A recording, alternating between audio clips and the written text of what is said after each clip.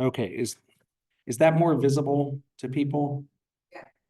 Okay, and I'll see if I can do full screen, just to get that stuff out of the way. Okay. So I brought you many sources, and some of the sources that I brought are also from my teacher, Dr. Yehuda Kurtzer, who is the president of the Shalom Hartman Institute. So I thank him for many sources. Actually, his father was in the area just a couple of days ago with Duke. His father was the ambassador, Daniel Kurtzer, and I was unable to attend, but I wish I heard it was an excellent talk. Amazing. So I want to, the topic of today is, I called this Jewish opposition to the state of Israel, what's it all about? And I want to say a couple of reasons why I'm choosing to talk about this, and make very clear that a couple of reasons, or maybe just a reason, one reason that I'm not, that's not why I'm talking about this. That's what I mean. I am not talking about this, God forbid, and I really mean this from a very deep sense, God forbid, to demonize or to make light of any Jews, any people among the Jewish people who hold these beliefs. It's actually precisely the opposite. Reason why I think it's important to engage with these sources, because I am deeply committed to the unity of the Jewish people. And I want to say that I'm deeply committed to the unity of the Jewish people. Part of what that entails when it's not easy, okay? When it's hard, when I disagree. By the way, I can't, part of that also means that I'm committed deeply to the unity of the Jewish people, sometimes with people who don't think I'm Jewish, or who don't think I'm a rabbi, or who hate me. And there's nothing that I can do. I don't have any control over what other people think or feel about me. What I do have control over is the way that I think and feel about others, and the way that I speak about others. And so that's what I want to try and work on, and that's what I encourage all of us to think about, because that's what we can control. And so I want to look, the other reason that I want to look at these texts, I'll give two more reasons. Number one is source 2. It's a passage from the Talmud with which you may be familiar. Rabbi Abba said that Shmuel said for 3 years Beit Shammai and Beit Hillel disagreed. These said that the halacha is in accordance with our opinion. These said the halacha is in accordance with our opinion. Put it in a plain, we're right. No, we're right. Right? That's what they were saying. Ultimately, a divine voice emerged and proclaimed both these and these are the words of the living God. God says, you're both right. And however, apparently God says the halacha is in accordance with the opinion of Beit Hillel. You're both right, but Hillel wins. And the Gemara asks, since both of these and these are the words of the living God, why were Beit Hillel privileged to have the halacha established in accordance with their opinion? And the reason is that they were agreeable. In other words, they were mensches. They were nice people. They were forbearing, a fancy word for it. They were patient. Okay? And when we hear each one of these, I can hear the divine voice saying, and so should you be. okay? You should be agreeable, you should be forbearing, and showing restraint when they were affronted. And when they taught the halakha, they would teach both their own statements and the statements of Shammai. And not only would they teach the statements of Beit Shammai, moreover, when they formulated their teachings inside of the dispute, they prioritized the statements of Beit Shammai to their own statements. They put Beit Shammai first. And so I want to put forward opinions today with which I disagree. Okay? I'm putting my cards on the table.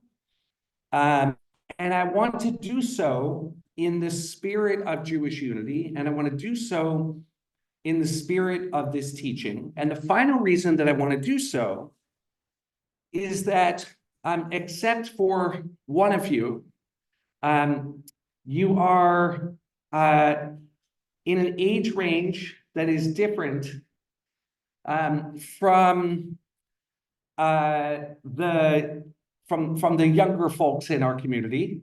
Okay, I tried to say that lovingly. Okay, and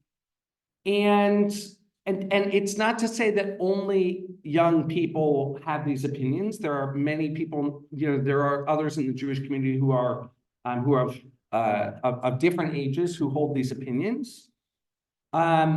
And I think that it's important that we, as best understand, that doesn't mean agree with, but as best understand some of the underpinnings, some of the intellectual underpinnings of what is behind opposition and sometimes downright hostility to the state of Israel.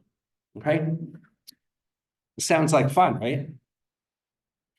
And the impetus for me giving this talk was somebody who wrote me an email after an article appeared in the New York Times, which is, in some ways, the Torah of the modern Jewish people.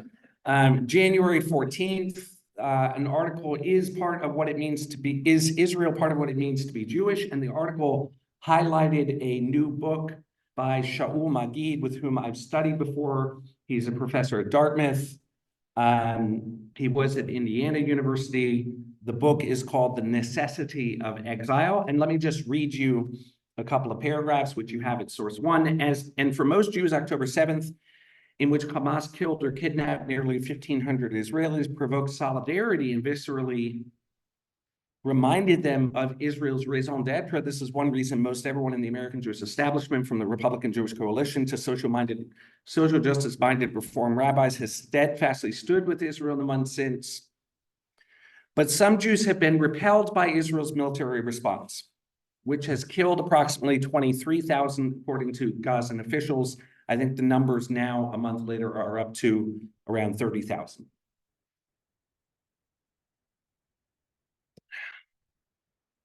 Membership in, if not now, an American Jewish group critical of Israel has doubled, more than doubled since October 7th, according to a spokesman. The weekly newsletter of Jewish Voice for Peace, an anti-Zionist group that went to 43,000 people on October 4th, said a spokesman, and to 350,000 2 months later. Mr. Magid, a dual U.S. citizen, U.S.-Israeli citizen, favors one state for Israeli Jews and Palestinians, but he said in an interview that he would welcome a negotiated two-state solution more than it shape Israel's centrality to Judaism elsewhere is what he hopes can be adjusted. Okay? And I think you should read these next two sentences very carefully. Israel, this is Magid, Israel has become the substitute for Jewish identity, he said, and we have at least a 2,000-year-old history, maybe longer, certainly a 2,000-year, a robust history. We have to grab a hold of that and basically take it back from those who took it away from us. A protest. Yes, already. That's okay.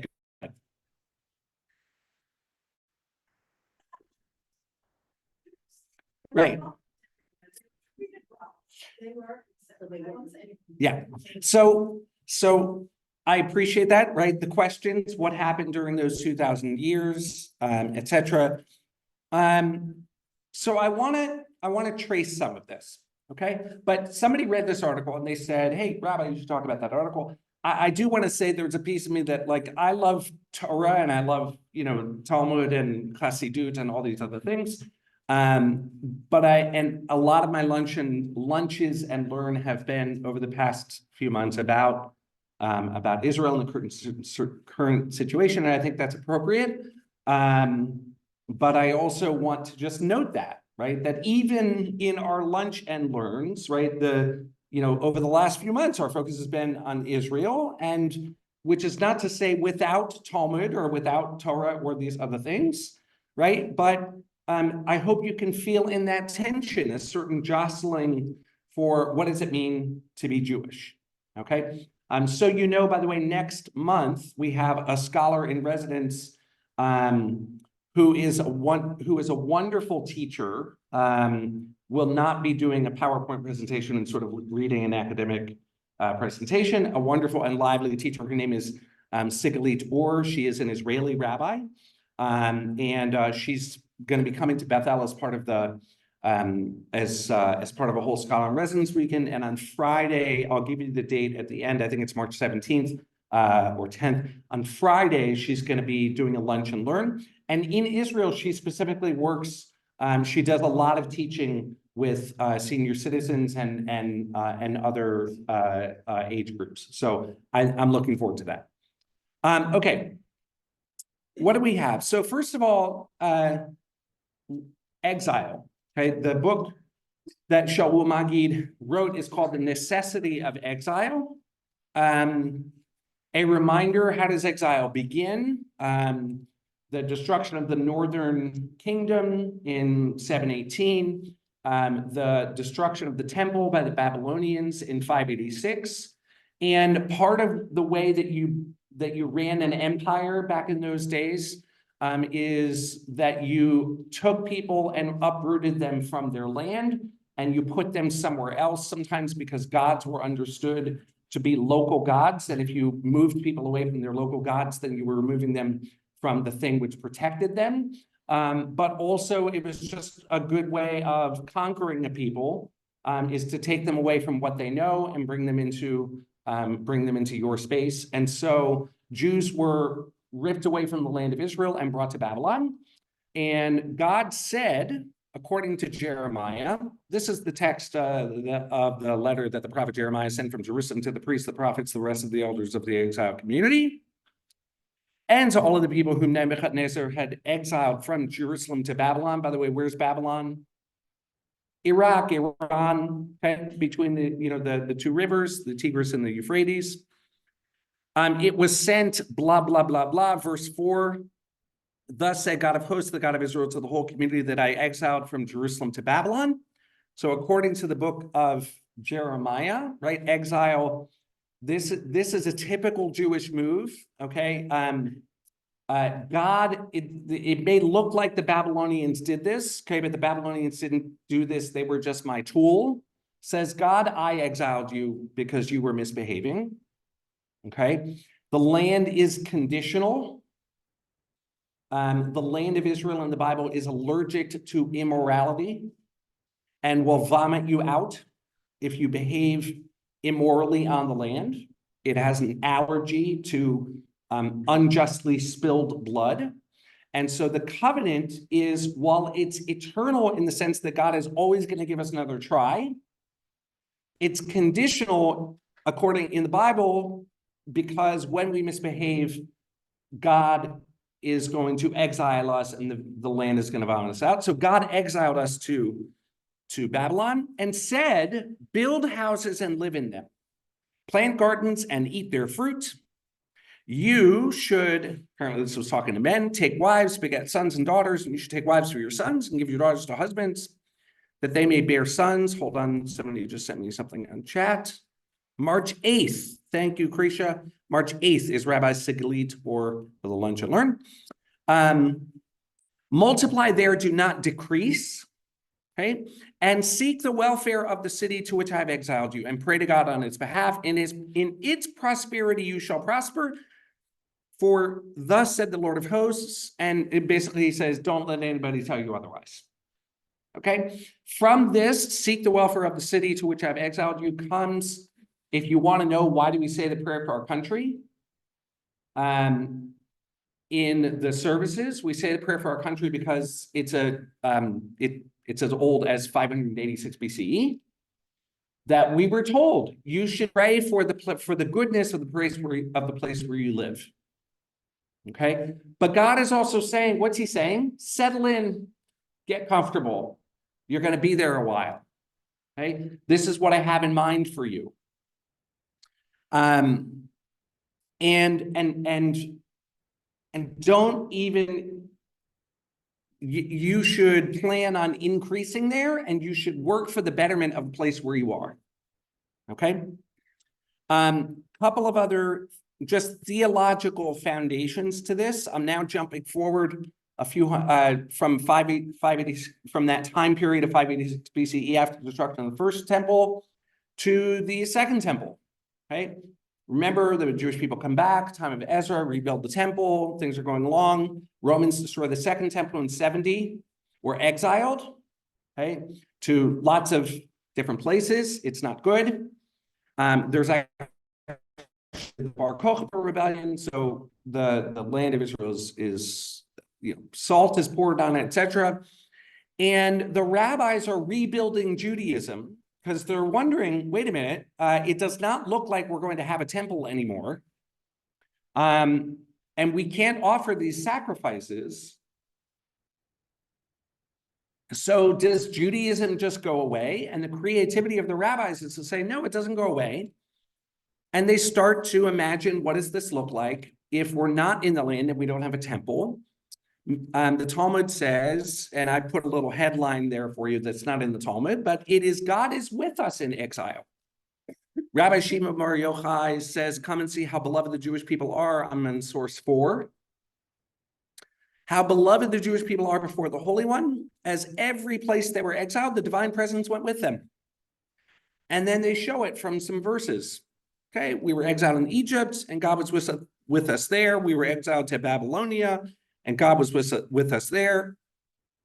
And even they read the verse in Deuteronomy, which says, then the Lord your God will return with your captivity. It doesn't say that God will bring you back from your captivity. It says he will return, which means that the Holy One is with us in exile and then will return with us. But oh my gosh, God isn't local. God doesn't only dwell in the land of Israel, in the temple. God actually is in Durham, North Carolina at the Forest at Duke. Right? Here among us. Right? God is in our presence. And by the way, if you want to know more specifically, where is God in exile? There's a verse which says, yet I have been to them as a little sanctuary in the countries where they have come. Rabbi Yitzchak said this, when it says little sanctuary, is referring to the synagogues and study halls in Babylonia. Rabbi Elazar said this is referring to the house of our master in Babylonia, from which Torah issues forth for the entire world. In other words, if you want God's presence to be with you in exile, all you need to do is create a study hall where you study Torah, or a synagogue, and God's going to be there. So Mazal Tov, because we are studying verses and we are studying the Jewish tradition right now, we have created a house for God. Hello, God. God's here. Everybody say hello. I just went to take a sip of my drink, but you really did it. You said hello.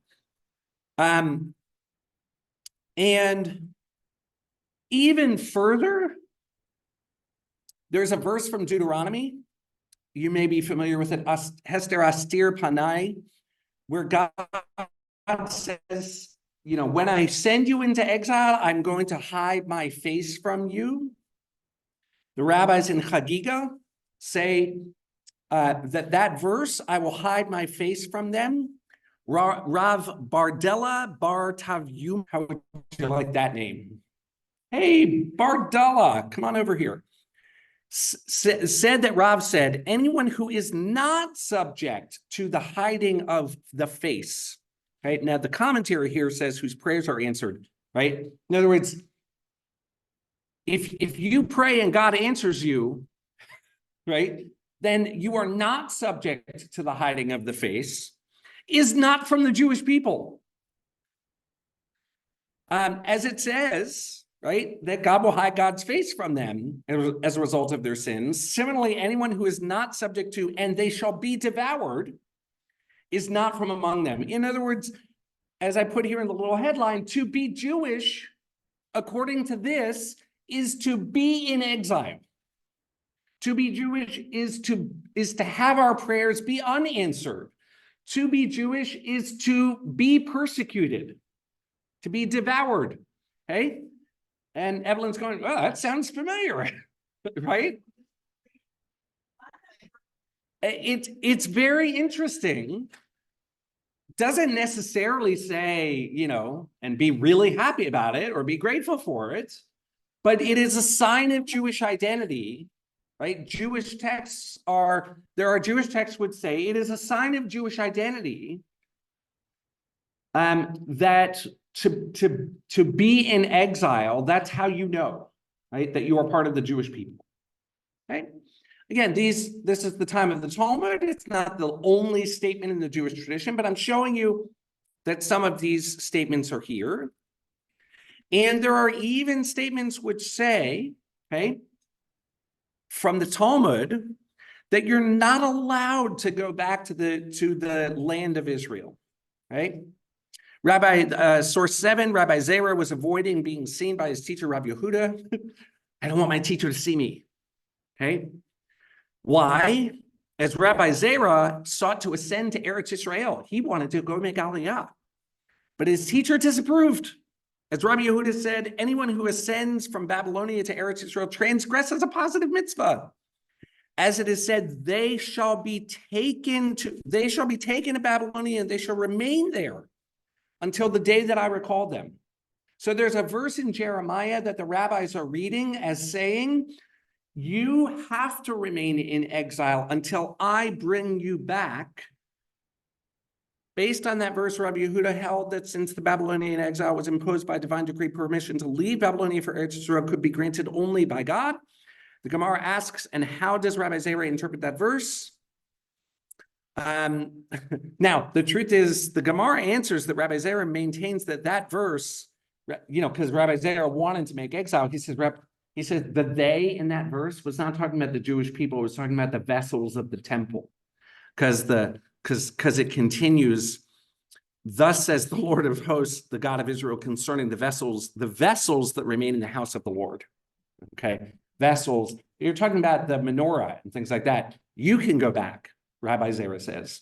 Right? So, hey, Rabbi Zera says to his teacher, Rabbi Yehuda, although he's avoiding him because he doesn't want to have this fight, right? But Rabbi Yehuda, you're reading a verse about vessels and you're saying that it applies to people. But I want you to see that there is a strain of the Jewish tradition that carries this forward, and it carries it forward to 1957. You're not going to like this teaching. Rabbi Yoel Teitelbaum, who is the head, the founder of the Rav of the Satmar Hasidim. Okay? If you ever go to and see Hasidic Jews who are dressed in the black hats and they're very, very observant, and they're like holding signs that say, we love Iran, not kidding, okay, who are anti-Zionists, okay, this is the sect of Hasidism, where it comes from. And based upon the Gemara that we just read, okay, this is what he says. Because they're in the Jewish prayers, Musaf for Shabbat, there's a passage that begins standard rabbinic theology. Because of our sins, we have been exiled from our land, right? We weren't exiled from our land because the Babylonians or the Romans were big and strong. We were exiled from our land because we sinned, and therefore the land vomited us out and God took us out. He says the dispersion and oppression of the Jewish nation in the diaspora He's writing this in 1957. Has a punitive cathartic function. Punitive, right? You're being punished. Cathartic, you are suffering, and by suffering, your sins are being cleansed, you're being improved. And only God can call an end to the punishment. Those who wish to precipitate the end and force God's hand through human action are, whether they know it or not, rebels. The Holocaust is the inevitable consequence of the Jewish spontaneous drive towards sovereignty or even autonomy. Remember that Zionism is not something that pops up in response to the Holocaust. Zionism is a nationalist movement that has its roots in the 1880s, 1890s. The Jewish people, along with other nations, start building a state for their own. And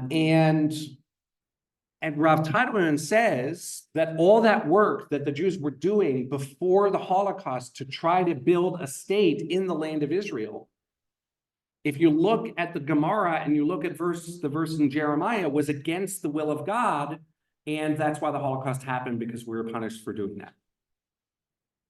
Now, I reject that theology vehemently. And I'm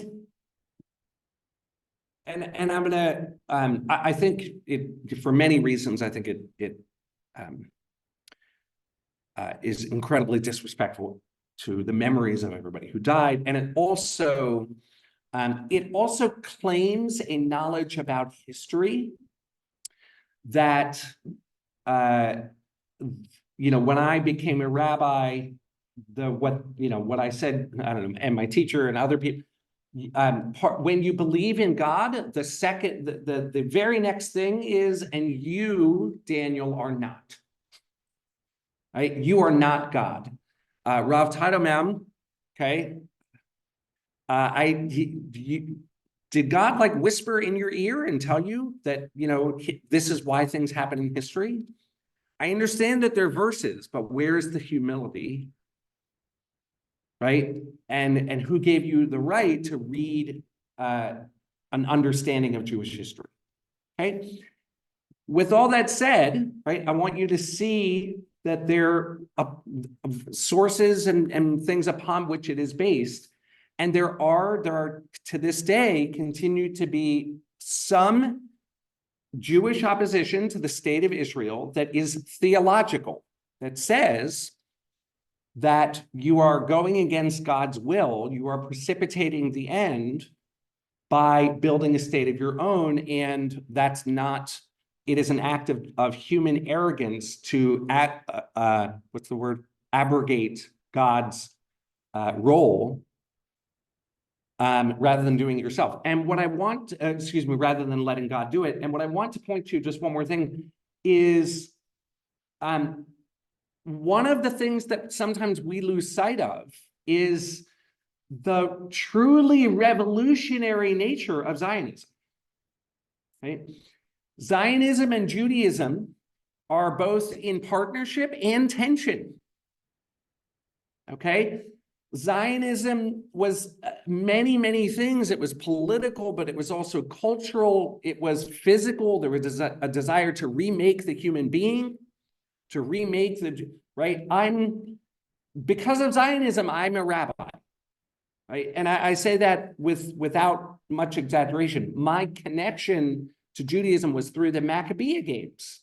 The Maccabean Games were a result of Zionism. It was an effort to say Jews should not be pale, weak, bookworms, that passive, right? We should be active. We should be strong, physically strong. And we should be actors in history. And so we're going to start sports clubs. And the Maccabean Games first occurred, for those of you who don't know, it's essentially a world championship for Jews in sporting. It's actually the third largest sporting event in the world. It's pretty cool. There are like 9,000 athletes who come together every 4 years now. And the first one occurred long before, it occurred, I think, in 1916 or 18. It was well before the founding of the state of Israel. It was an expression of the Zionist movement. But that entailed a critique of traditional Judaism, right? And so here you feel, in probably its most extreme sense, the tension, the theological opposition to Zionism, the theological opposition to the state of Israel. I want to give you some other voices that express, Jewish voices that express opposition to the state of Israel. One is from the literary critic George Steiner, who wrote in 1985 an essay called The Homeland and the Text. I'm going to read a few paragraphs. Second sentence, one need be neither a religious fundamentalist nor a mystic to believe that there is some exemplary meaning to the singularity of Jewish endurance, that there is some sense beyond contingent or demographic interest in the interlocking constancy of Jewish pain and Jewish preservation. What did that all mean? It means that if you look at Jewish history, it's a miracle that we're here. The Romans, they tried to kill us, they're gone. The Babylonians tried to kill us, they're gone, right? The fact that the Jewish people have survived is an extraordinary miracle. And he says you don't have to be a mystic or a religious fundamentalist to see something extraordinary in that. Wow, that's amazing, he says. But then he says, the notion that the appalling road of Jewish life and the ever-renewed miracle of survival should have as their end, as their justification, the setting up of a small nation state in the Middle East, crushed by military burdens, petty and even corrupt in its politics, shrill in its parochialism, is implausible. He basically looks at the miracle of Jewish history and he says, this is extraordinary. You don't have to be a mystic or a religious fanatic to see it's amazing. There must be some purpose to it. And the purpose to it cannot be as banal as the Knesset and people yelling. Have you ever seen the Knesset? Right?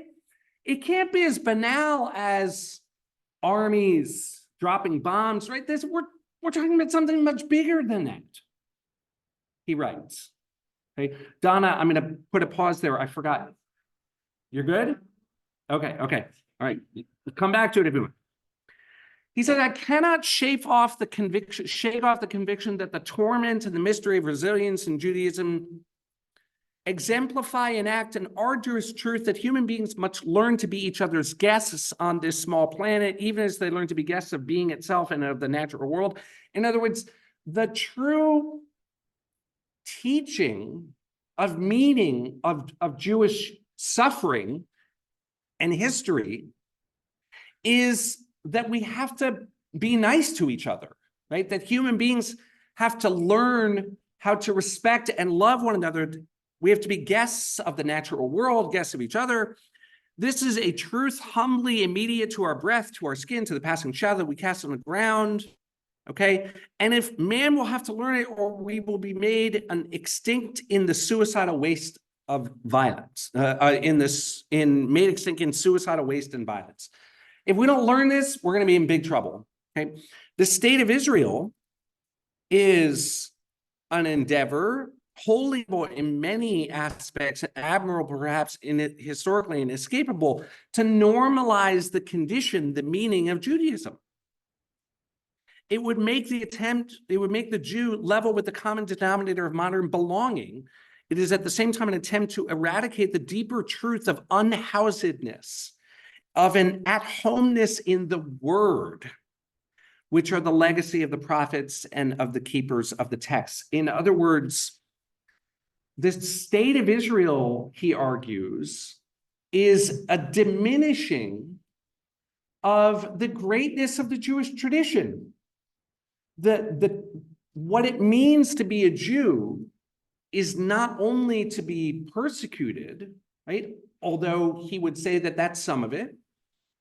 It is precisely it is precisely that unhousedness. It is precisely that sense of not belonging and of at-homeness in the word, right? You can hear sort of the yeshiva, right? In other words, it is our study, our interaction, our creation of identity, precisely the portable nature of that, and precisely the critical voice that always says to us, we are not at home. That is the meaning of Judaism, and the state of Israel is diminishing that great project. Yes. I know. There's a cathartic nature to it, right?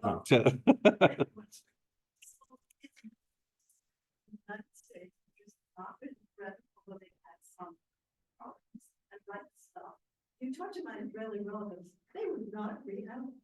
Or if you talk to the relatives who are dead in Europe, I don't think they'd agree. So, one thing, I'm thinking of how many writers were American. I'm thinking, okay, we shouldn't say here, we write these things.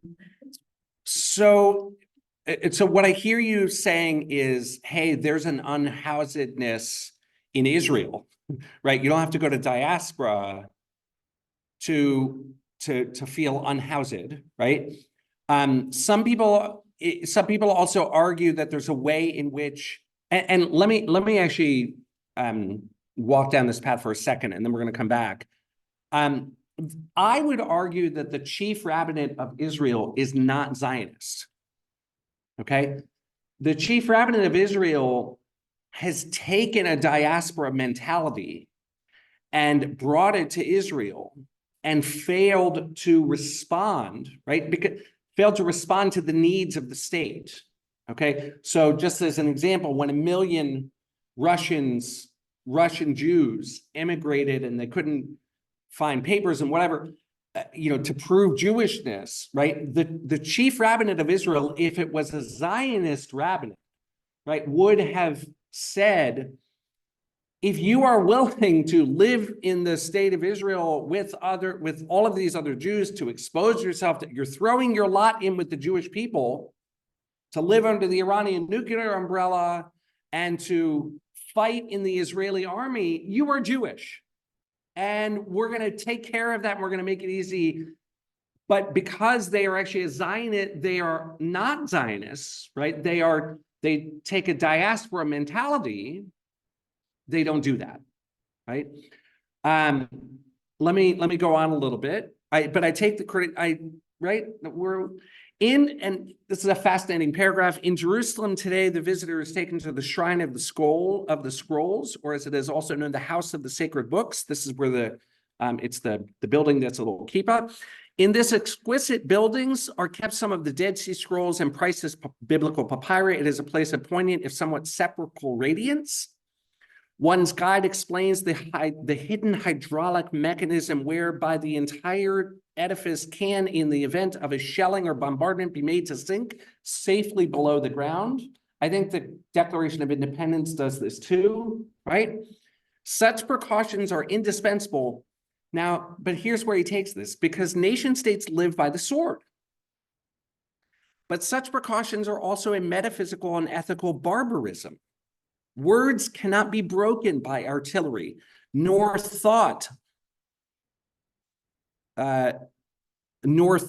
live in bomb shelters, right? Thought cannot live in bomb shelters.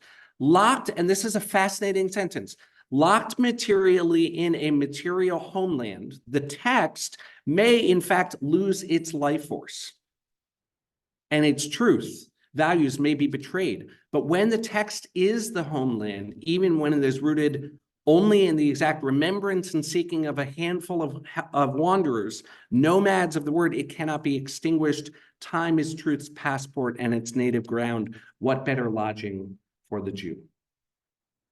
Right? So part of what he's saying is, look, when you build a house, then it can be knocked down, right? And by the way, the holiday of Sukkot, Evelyn, are you still gonna love me?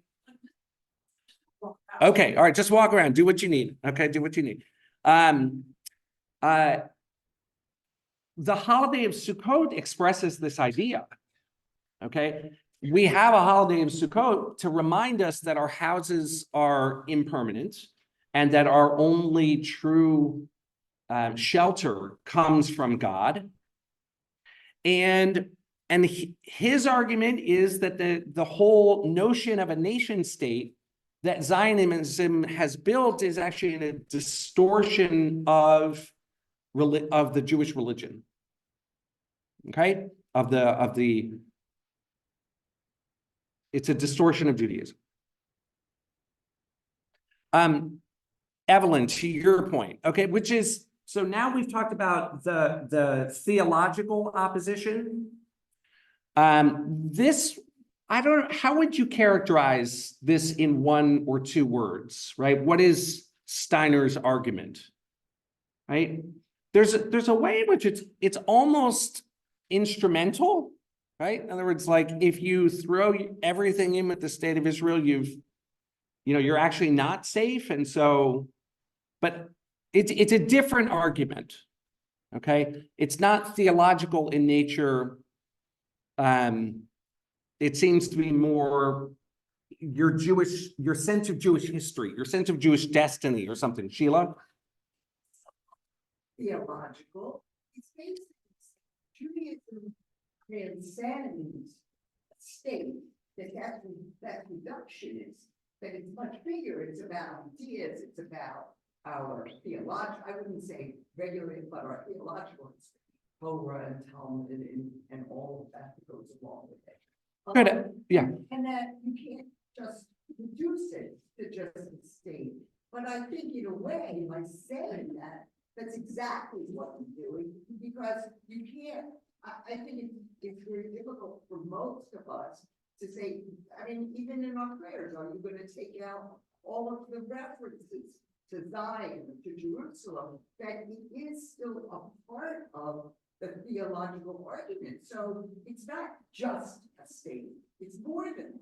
So, and I'll just remind us as we think about when we say Israel, okay, there are many, many different things that can mean. It can mean the people Israel, it can mean the land of Israel, it can mean the state of Israel. And those three things overlap, but they're not the same, okay? The land of Israel and the people of Israel has a much longer history, right? And the state is on that land, and there are a lot of the people of Israel in it, but it was also created in 1947, right? Through the legitimacy of the United Nations, Martha, and then I want to go on a little bit, but just Sheila, that word reductionist, I think is helpful, right? I think this is a critique, Steiner's critique is less theological, like God is mad at you, right? For building the state, but more, I think it's closer to Shaul Magid when he says we have to grab hold of that 2,000 year of history. I think there's a critique that says the focus on Israel is reductionist, right? It's reducing the meaning of Jewish history must be much larger than that. Martha? God is with us, even in all the exiles. God was present. Why is God not with us in Zionism? Why wasn't it God's hand? So I'll repeat Martha's question. She said, if God is with us in exile, why not say God is with us in Zionism? So first of all, there are people who say that, right? There are people who say precisely the opposite. God, Rav Kook, as the founder of religious Zionism, says the Jewish people, and there are many, by the way, Christian Zionists who say, from a different theology, right? But they say the Jewish people have returned to the land. This is part of God's plan, right? And then there's going to be an Armageddon or something like that. But there are Jews who say we are in the land of Israel with God's blessing. That becomes a dangerous fuel for extremism, because when God is on your side, right, then our job is to kick out all of the Palestinians, right? or, to displace, so that we can do what God wants us to do, right? I'm not saying that Zionism only manifests itself in extremism. I'm saying that there are dangers associated with that.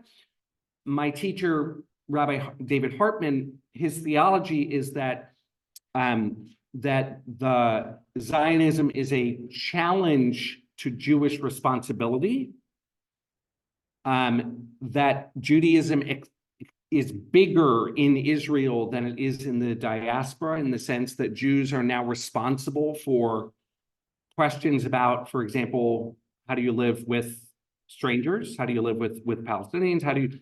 Questions of how do you tax yourself? How do you run an army, et cetera, that we don't face, okay? So there are different ways to do that theology, but there are theologies which disagree with the Satmar Hasidim. I want to be very clear about that, okay? What I'm doing right now is just going through the different types of Jewish opposition to the state of Israel, okay? Now, Evelyn, to your question, there is a historical answer, okay? You're really not going to like this one, okay? But there's a trigger warning, right? There is one of the most important Jewish historians of the modern era, Salo Baron, or Salo Baron, Martha's teacher at Columbia, okay? This is one of the most important Jewish historians to ever live, certainly of the modern era. He wrote a paper, and this was, I think he wrote the paper in like 1918. And then it was reprinted. You can go and read the whole thing. It was reprinted in an issue of Reform Judaism, I think in 2013. And I'm just going to give you a few paragraphs. The generally accepted view has it that before the French Revolution, the Jews of Europe lived in a state of extreme wretched medieval conditions, subject to incessant persecution and violence, but that after the revolution, a new era of enlightenment came to the nations, which forthwith struck off the bonds that fettered the Jew and opened up the gates that shut him off from civilized life. Prisoner in the ghetto, denied access to the activities and resources of Western society, distorted intellectually, morally, spiritually by centuries of isolation and torture, the Jew was set free by the emancipation. Says that's the generally accepted view. Barron says, fuller information concerning Jews in the Middle Ages and a more critical examination of the supposed gains after the revolution both indicate that we may have to reevaluate radically our notions of Jewish progress under Western liberty. If the status of the Jew, privileges, opportunities, and actual life in the 16th, 17th, and 18th centuries was in fact not as low as we are in the habit of thinking, then the miracle of emancipation was not so great as we supposed. He makes, and I didn't bring it all to you, but he makes a long and involved historical analysis where he basically says that, you know what, the Middle Ages, we didn't have it any worse than anybody else, right? That there were certain things we could do and certain things that we couldn't do, both under Muslim rule and under Christian rule. But that was the way of the world. It wasn't specifically, it wasn't specifically about Judaism. It was the structure of the society. And he says, and by the way, like if you look at what's happened afterward, right, it's not necessarily been a picnic. Western liberalism has not necessarily been wonderful for the Jewish people. And he has a paragraph towards the end where he says that Reform Judaism and Zionism both adopt what's called the lachrymose view of Jewish life in the Middle Ages. Lachrymose view of Jewish life just means it was terrible for us. And Reform Judaism, right, interestingly says we're embracing the Enlightenment, right, because it's saving us from all of the torture of the Middle Ages, and they're going to say it theologically. Reform Judaism classically saw the Talmud as a big waste of time, right? It's like, you've lost the greatness of the universal prophets. You've lost the big picture with all this minutia that you're debating about in the Talmud. And Zionism is a partner intellectually and theoretically with the Reform movement in saying Judaism has been corrupted by the Talmud and been corrupted by years of oppression and been corrupt, and we need to renew the Jew. Part of what Zionism is saying is that to be fully human, it means to have responsibilities for life. It means to be strong. It means to be involved in things and not just George Steiner living your book, right? Zionism says to George Steiner, what you're glorifying is the glorification of what it means to be half human, right? There are other things in life, right? So Reform and Zionism, surely by now it is time to break with the lachrymose theory of pre-revolutionary woe and to adopt a view more in accord with historic truth. So Evelyn, the short answer is that there is a view that says your understanding of Jewish history is not accurate, and your understanding of the West is not so accurate, right?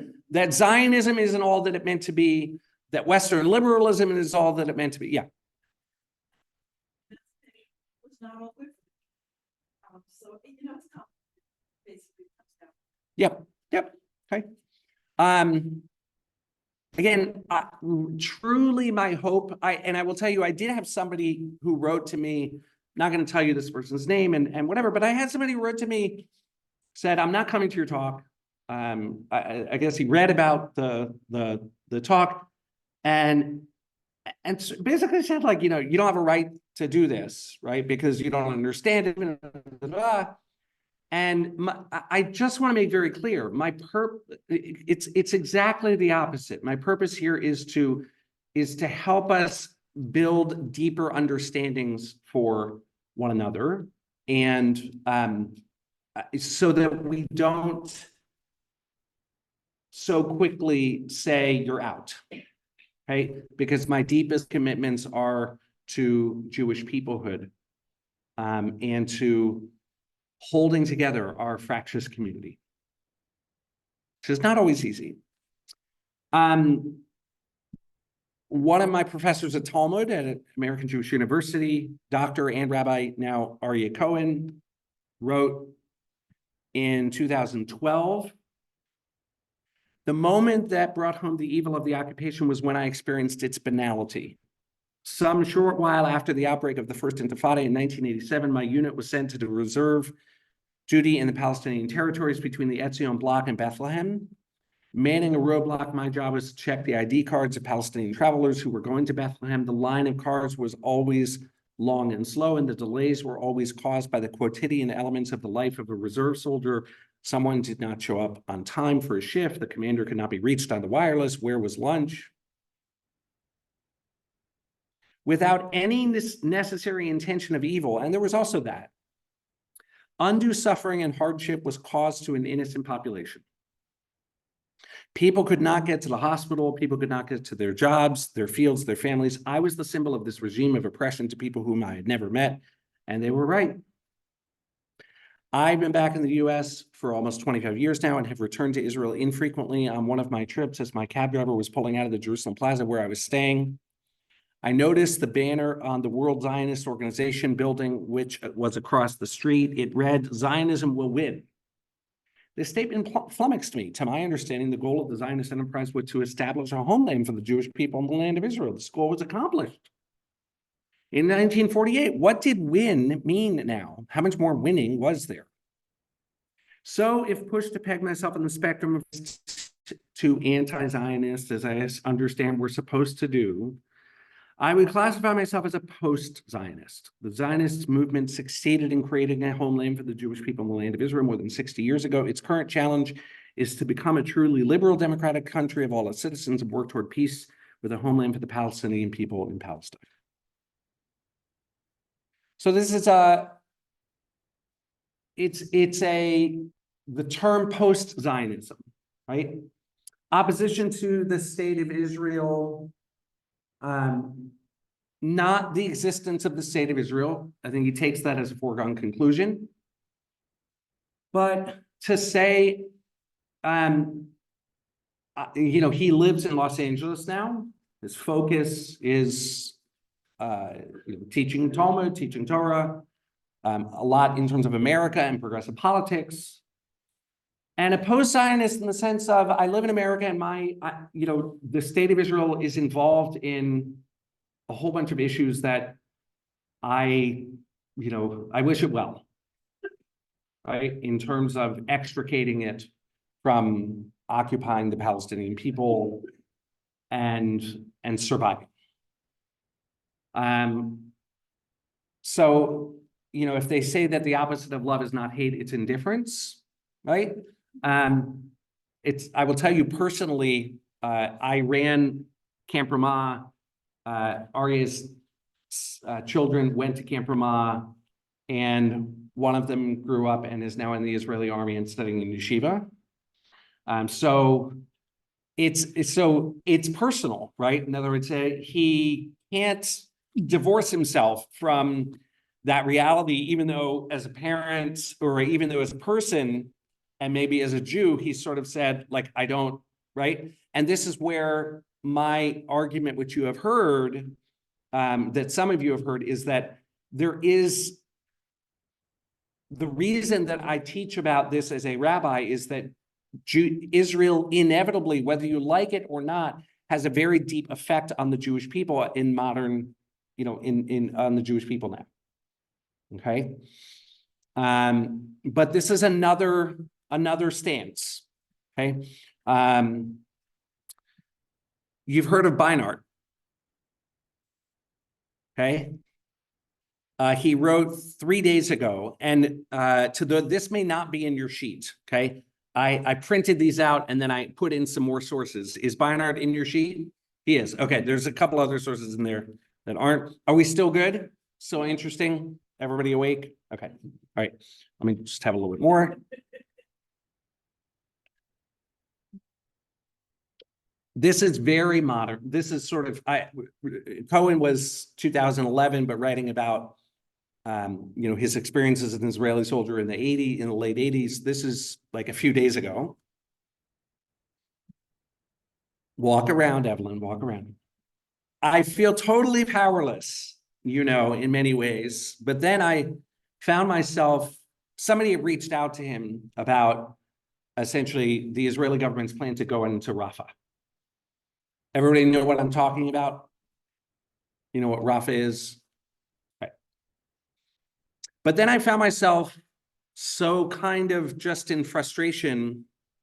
I picked up Edward Kaplan's wonderful biography of Abraham Joshua Heschel, which is called Spiritual Radical, just looking for some kind of solace.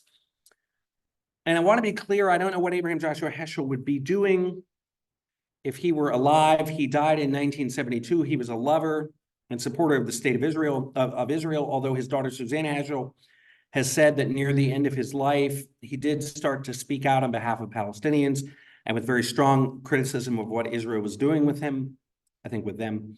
I'm not making a claim about what Abraham Joshua Heschel would have done. What I would like to do is say something about what perhaps we might do in this moment of profound moral crisis inspired by his example.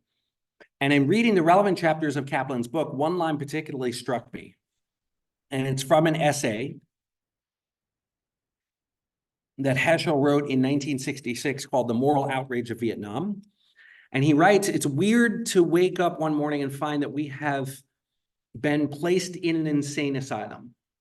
And honestly, when I look at the organized American Jewish community, the community that in many ways I am very much a part of in my daily life, I think I'm living in an insane asylum. It's not an insane asylum where people are screaming. It's an insane asylum precisely because people are not screaming. Because of the kind of profound and utterly frightening silence that you see from so many Jewish institutions, if not enthusiastic support for this horrifying slaughter in which people are being reduced to literal starvation and death because of the actions of a Jewish state.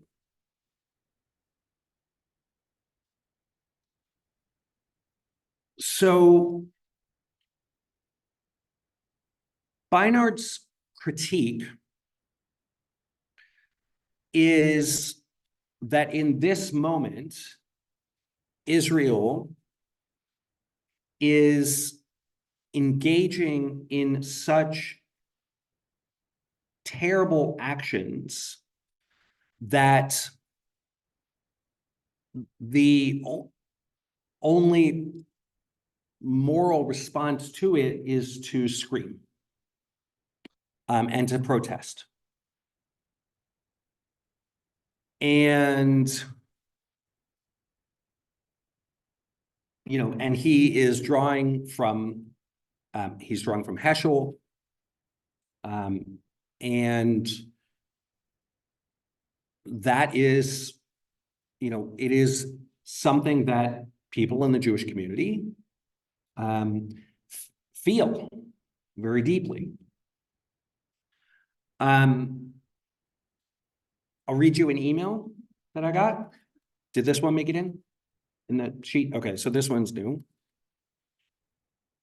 I have great respect for your opinion as one of the reasons my wife and I are members of Bethel. By the way, somebody sent me Beinart's column and said, I love and respect you.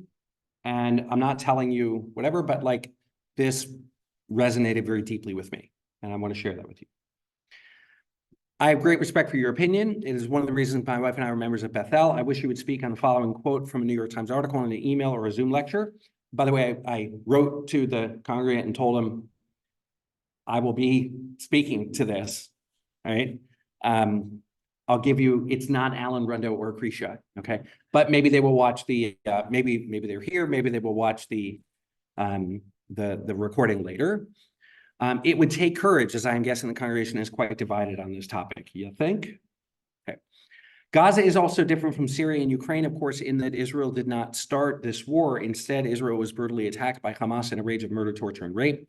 Any government would have struck back, and Hamas maximized the suffering of civilians by using them as human shields. Yet military response is not a binary choice. It exists on a continuum. Israel, traumatized by the attack it suffered, elected to retaliate with 2,000-pound bombs, destroy entire neighborhoods, and allow only a trickle of aid into the territory, which is now teetering on the brink of famine. The upshot is that this does not feel like a war on Hamas, but rather a war on Gazans. And that was the words of Nicholas Kristof in the New York Times.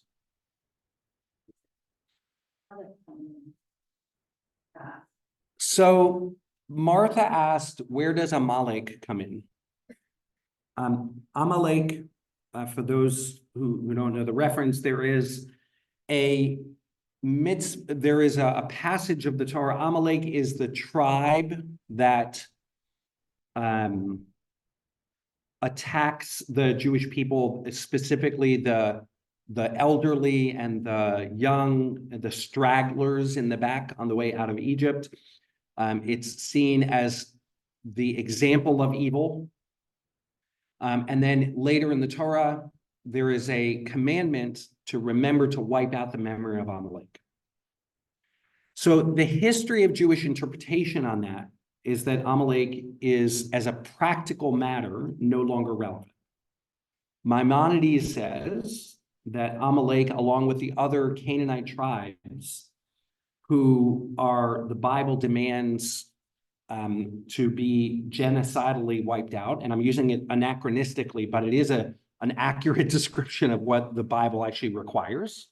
It says, kill every man, woman, and child, wipe out these tribes. That is what genocide is. It's a wiping out of a class of people. And Maimonides, I feel lucky to be the inheritor of a tradition that doesn't read the Bible as a fundamentalist. Oh, just open it up. It says that, so that must be what it is. Maimonides says a normative Jewish tradition for 2,000 years, 3,000, has been those tribes don't exist anymore, and therefore the Jewish people have no obligation to commit the act of genocide to wipe them out, right? So it is, so Martha's question is, is Hamas not the inheritor? And I think the reaction I would give you is, it's the on the one hand, a diaspora rabbi, okay, like a diaspora rabbi like Maimonides would say, no, that category is gone from the Jewish tradition. A Zionist rabbi, okay, or a Zionist Jew, what you will hear in Israeli rhetoric sometimes is Hamas is the embodiment of Amalek. And I want to make very clear that is why South Africa can make the argument in the World Court of Justice that when Israeli ministers say that Israel has genocidal intent. In other words, when Israeli ministers use that kind of language, they are opening up Israel to the accusation of genocide, right? Which is why, one more second, which is why Israel's Supreme Court Justice Aaron Barak, who was part of that panel, rejected most of it, but accepted the critique that that rhetoric must be stopped. Okay?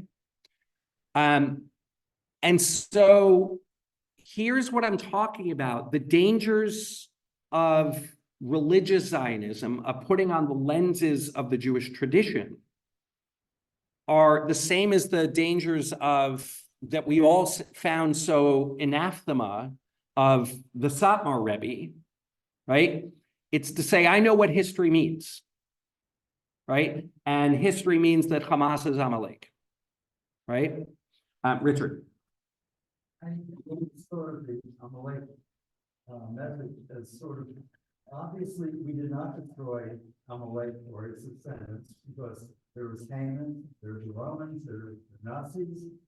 But we can't destroy Amalek. Maybe we were told to do that, but we can't.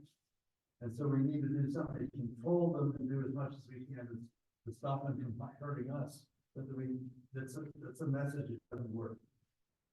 That's a different message, but that's my interpretation. What we often talk about, the Nazis were the Amalekans. Right. Let me just repeat it for Christian and Alan. Paraphrasing, Richard said, my understanding is that Amalek still exists and we didn't destroy Amalek. And I guess you have to double click on the word Amalek. I love that metaphor, right? Because everybody gets it, right? You have to double click on the word Amalek and ask, what Maimonides was saying is that Amalek as a legal category, right? Referring to an ancient Israelite tribe who we really know who they are, and therefore we have a legal obligation, that's gone, okay?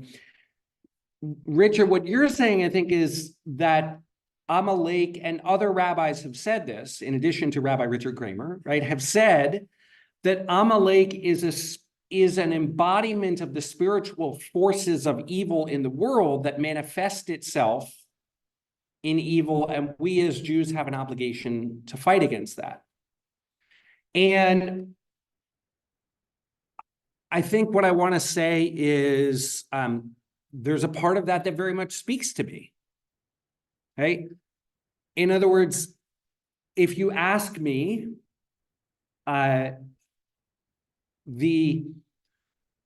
can associate Amalek, I can associate Hamas with absolute evil, right? But the danger, and Amalek, if you're using it as that spiritual vocabulary, is one thing, but if you are, but it's also dangerous, right?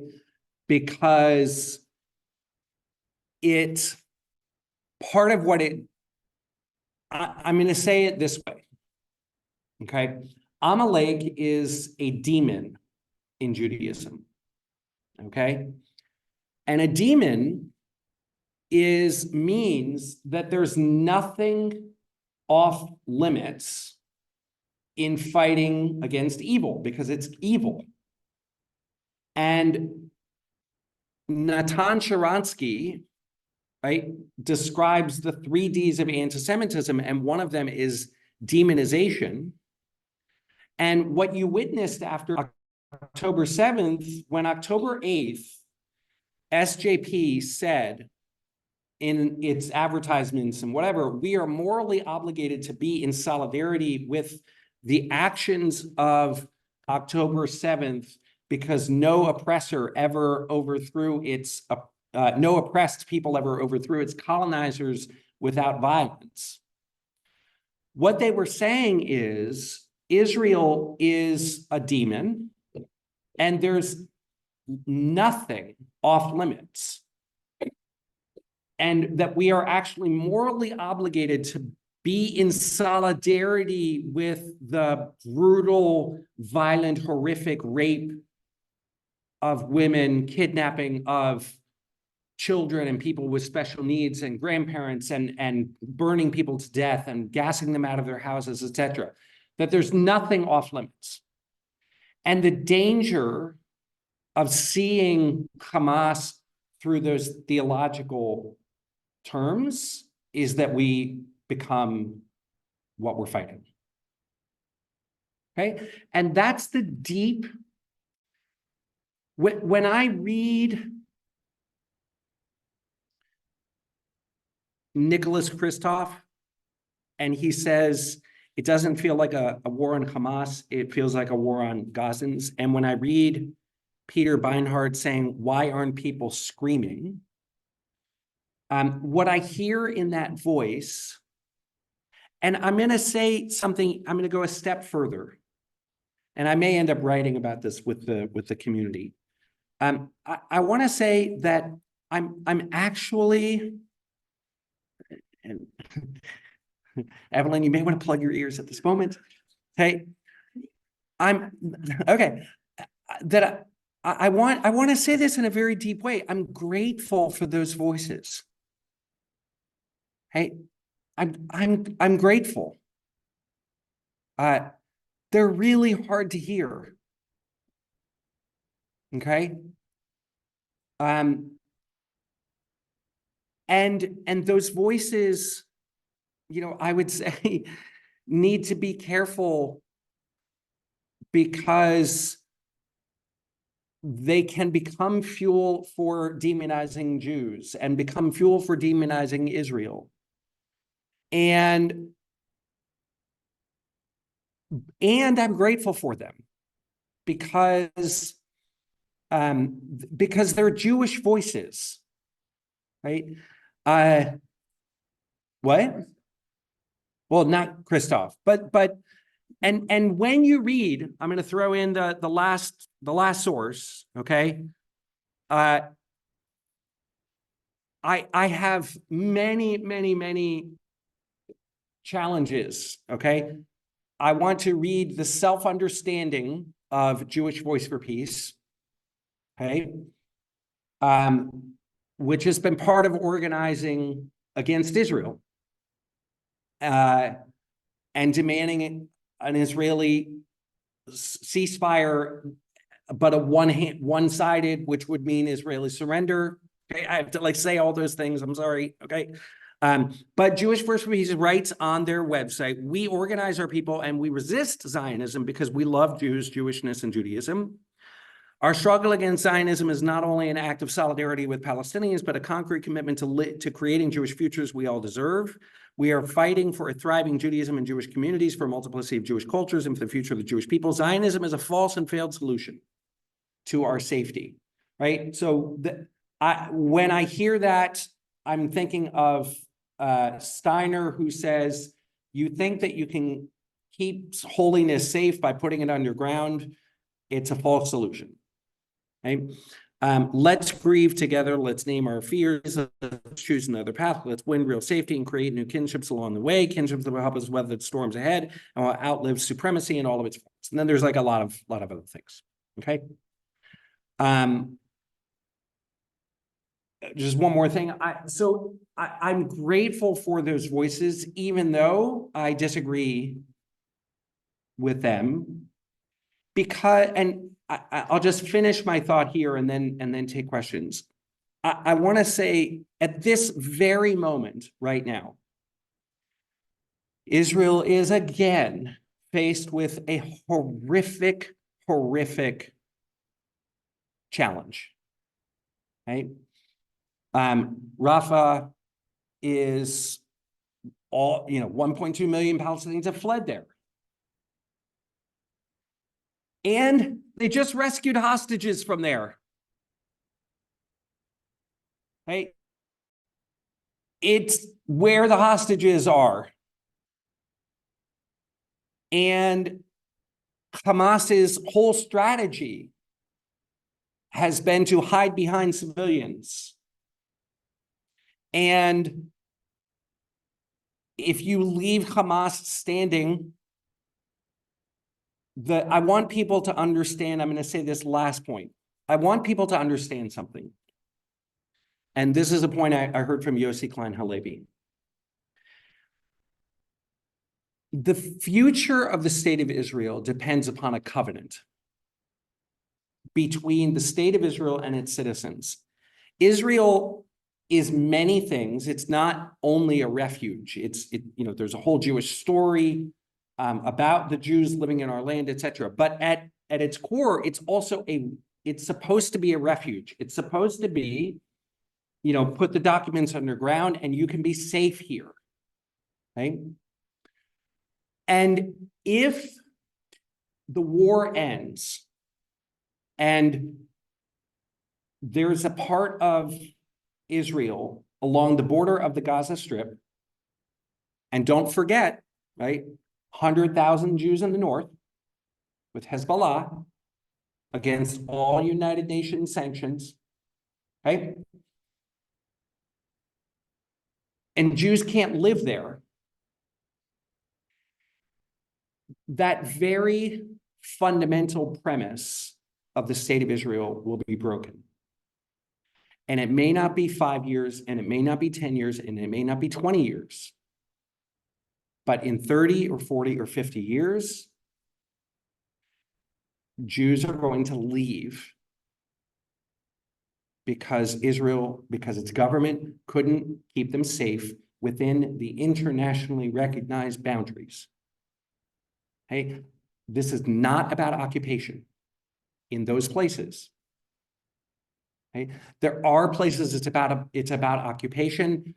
If you can answer for me how Israel, right? I abhor Bibi Netanyahu. Let me just say, I want him gone. I think he's been a terrible, terrible leader.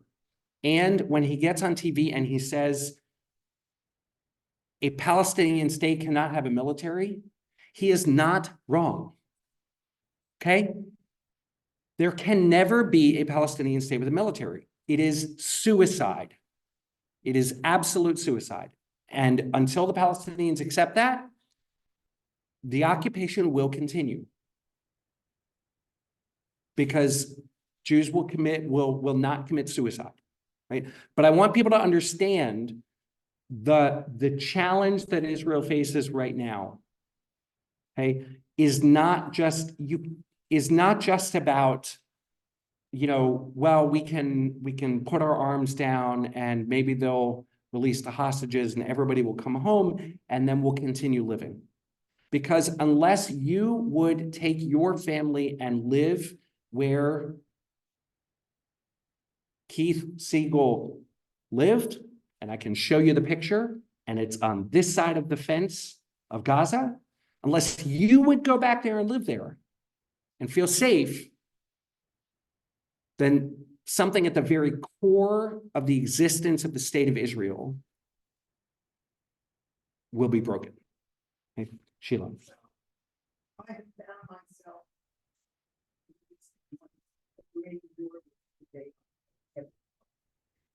and accepting what Islam is saying. I mean, there is a certain amount of overtelling what the Israelis are doing, and they're not going to be able to fight out Hamas.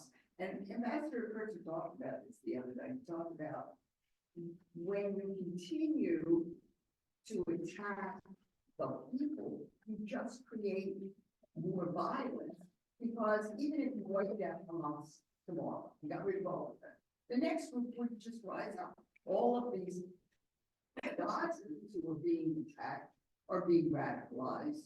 And you have this, you have this drama. On the other hand, traumatized population. And it makes it very difficult to maneuver. I certainly understand. The Israeli population or the Palestinian? Yeah. Sure. It's completely traumatized. Well, I think both, all of the Palestinian population in both areas is traumatized. We have to find some solution, and I actually think, I'm actually more hopeful than I was a month ago. I think there are outside forces moving towards something, and Ambassador Kurzweil talked about that, and it was a good article in today's paper, in today's Times about the possibilities. So, but you have, if you're a human being, you have to feel for the Gazans. I mean, this is, but it's a terrible tactic. But I also had a question, and that is about the Jewish Voice for Peace, because I'm not sure from that small piece that I really understand. Are they advocating getting rid of the Jewish state altogether? Is that what it means to be anti-Zionist? Because some of what I feel about a lot of people, right, is that there's a lot of idealism, but there isn't the grounding in reality of what it would mean to be so. Okay, so a bunch of things there, and I have about 5 more minutes, and then it's 1:35, we're over, but I'll say a couple of things. I've tried to bring you some of Jewish Voice for Peace, and you can go and look, and I don't want to speak for people. I do think that a fundamental critique is that the state of Israel, I think at its core, there's a critique that yes, the state of Israel has to go away, right? That the state of Israel is a force of oppression, and sees the state of Israel as a colonizer, and as having taken away rights of indigenous people, and that fundamentally it is illegitimate, right? I think that there are shades, right? I don't think I don't think Aryeh Cohen goes there. It's curious to me, Peter Beinhardt at some point said he's abandoned a 2-state solution. He believes in 1-state solution, but I don't know, right? So people are trying to, so I think that there are shades, and some people are saying, the state of Israel has to go away and see it very much that way. And other people, there's talk of, and we've actually had speakers, I don't know if you remember any of them, but there are thoughtful people who are talking about confederations and ways of different sorts of governments, right? Where you have maybe a shared parliament and you have different things, and Israelis are working on some of that, etc. I think so. I think that there are shades all in there. I'm going to say something. I'm gonna say something. I don't know. Maybe I won't characterize it. I'll just say it. I do want to, and I couldn't be at Ambassador Kurtzer's talk, but I want to. I do want to problematize a lot of assumptions. Okay, there are these assumptions that in continuing to bomb, we are creating, generations of radicals, right? And that is a possible assumption. It is a prediction about the future, okay? And therefore, nobody knows, okay? Other people who are not moral monsters, terrible people, they look at Japan, they look at Germany, they say we bombed a lot of citizens, and then we didn't create radicals, okay? We created democracies, okay? There are other people who are not moral monsters, and this is what we've been fighting about in the city council, that, please, we are not immoral people, right, by having a different opinion about this. So please don't condemn me about this, okay? There are other people who look at Gazan voices who are saying, free us from Hamas, don't stop, right? There are Gazans who are saying, free us, please do this. because we've been living under torture, and there are people who say there is something actually totally immoral about stopping this war and leaving Hamas as a regime in place, right? And you know, and so I'm grateful for voices that are screaming, because you know what? This whole situation makes me want to scream, and it should. That means that our hearts exist. That we are not callous, that it is extraordinarily painful, and it should be painful. And David Hartman would say that the blessing of Zionism is not an easy one, because you're responsible for things in that you are not responsible for, right, in the United States, right? Which, by the way, it's not Jewish policy, but I do just want to say we all live where we live in perfect peace and quiet because of a genocide. Okay, there are no American Indians. Okay, that we don't fool yourself that you are living a morally free life, right? And then don't take your guilt about living your morally stained life out on the Jews in Israel who are trying to live in peace and quiet. Okay? And that's where some of the anti-Semitism can sometimes seep in, right? Because Jews become the scapegoat, or we become the place where we put our guilt, right? And so we accuse you of doing things that actually were done to you or that we did to you, right? And all sorts of unhealthy things, right? So, I want to conclude by saying, I don't know. I am grateful that Gantz is in the war cabinet. The fact that there are extremists in the government, and that the government is led by Netanyahu, who I think is fundamentally at this point illegitimate, makes supporting or trusting or being in solidarity with Israel right now that much more difficult. Okay, all of that is true. And I want to just finish by saying, I don't know. I don't know. I fundamentally don't know. And all I ask is of Peter Beinart, and all I ask of other people is, don't presume to know. Okay? You have big feelings about this. They're smart feelings, but the fact that you believe that the right thing to do is to lay down your arms, okay? You can believe that, but you have to take responsibility for leaving Hamas in place, okay? And you don't presume to know, right? Evelyn, I'll give you the last word. Had a link in that book, Mhm. we should talk about what the United States is trying to do, and are successful. Please God, they will be successful in getting something that is better than the current situation. Yeah. It's worth listening to. It really is. Yeah.